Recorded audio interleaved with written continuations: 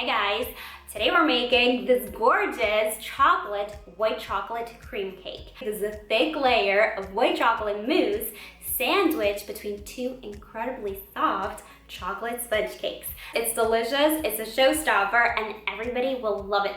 I want to thank Skillshare for collaborating with me on this video today. Skillshare is an online learning community with thousands of classes covering dozens of creative and entrepreneurial skills. Premium membership gives you unlimited access. You can join the classes and the communities that are just right for you. Right now, I'm following a chocolate course, which is really interesting because it shows you the entire process from the bean to the final chocolate. And because Skillshare is sponsoring this video, if you click the link in the description box below, you'll get 2 months free trial. Okay, so let's start by making the chocolate sponge. Now let's talk Christmas cake. Everyone has their own traditions, and I feel that's what makes the holidays extra special. I'd love to know in the comments below if you have a specific cake that you make every year. In my family, we've never really had a specific Christmas cake. Every year, it's different.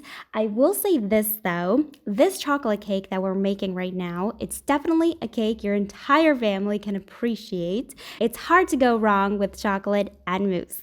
We're making a chocolate sponge cake today, so I've gone ahead and whipped the egg whites, gradually adding the sugar until stiff peaks. Set your meringue to the side, and if you're new to my channel, welcome. Make sure to subscribe and click that notification bell. I post new videos every week. In this other bowl, I have some hot melted butter, and we're going to bloom the cocoa powder. Blooming is essentially adding cocoa powder to a hot liquid. This helps the cocoa powder dissolve and release a really intense chocolate flavor. What also helps and enhances that deep chocolate flavor is coffee. I'm using some leftover coffee, but you could also use some instant espresso powder. If you're using normal coffee like I am, this mixture may seem like it's about to seize. That's normal. It happens because you're essentially adding water to chocolate. But once you add the rest of the ingredients, so the egg yolks, the milk, and the dry ingredients, everything will come together. You do want to sift the dry ingredients to avoid any lumps and to avoid over mixing the batter. Now, because it's the holidays, if you want, you could also add at this point some hazelnut or almond flour. I wouldn't add crushed nuts to this though, even if you're coating them in flour, because sponge cakes do have a very light texture and the nuts will just sink to the bottom. At this point, we're ready to fold in our meringue. You do want to initially add just 2 or 3 big dollops of the meringue to your cake batter. This helps lighten and loosen it, so when you go to fold in the remaining egg whites with the cake batter, it's easier to combine these two together. Make sure you're folding the egg whites gently so your batter doesn't lose too much air. Sponge cakes really rely on those whipped egg whites for their structure and their rise. You're going to divide this cake batter between 2 buttered and floured cake pans lined with parchment paper, and you're going to bake the cakes in a preheated oven at 160 degrees Celsius or 320 Fahrenheit for around 22 minutes. Do the toothpick test. If it's clean, the cakes are ready. If the cakes need more time, guys, just leave them longer. Every oven is different. You're going to let the cakes sit for about 5 minutes in their pans, and then you can turn them over onto some parchment paper or a rack and let these cool completely. Okay, so while the cakes are cooling, we're going to make the white chocolate mousse.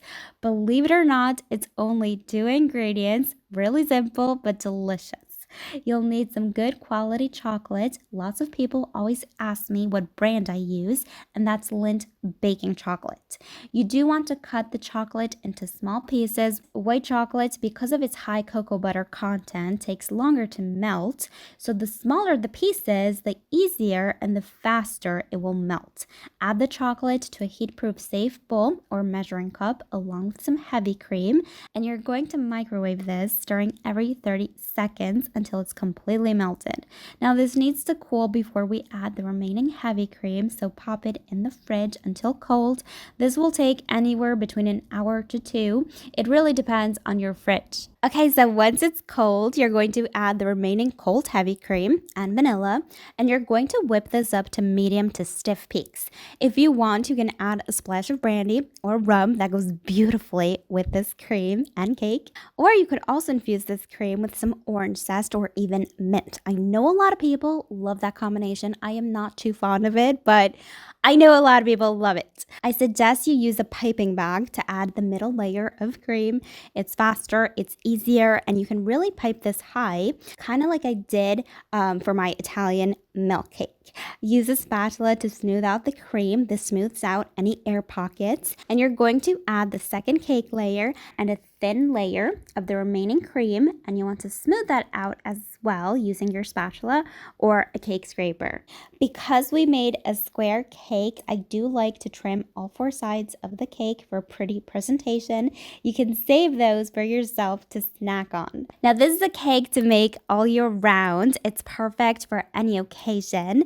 But since it's the holidays, I'm going to show you a really simple but beautiful way to decorate this cake. Just before serving, you're going to add some berries and some herbs. Herbs are great to use for this decoration because they're a simple way to give your cake a wintry holiday vibe.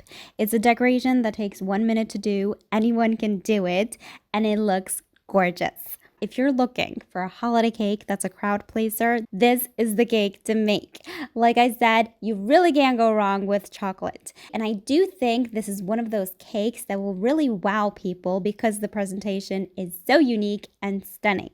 Only you will know how easy it was to put together. The cake is so moist and creamy. I really want you to get a good look at the texture of this cake. You know I'm a big texture person, and cakes must be soft. The thick white chocolate mousse is so amazing and pairs wonderfully with the soft chocolate sponge. This for sure is a cake you need to make.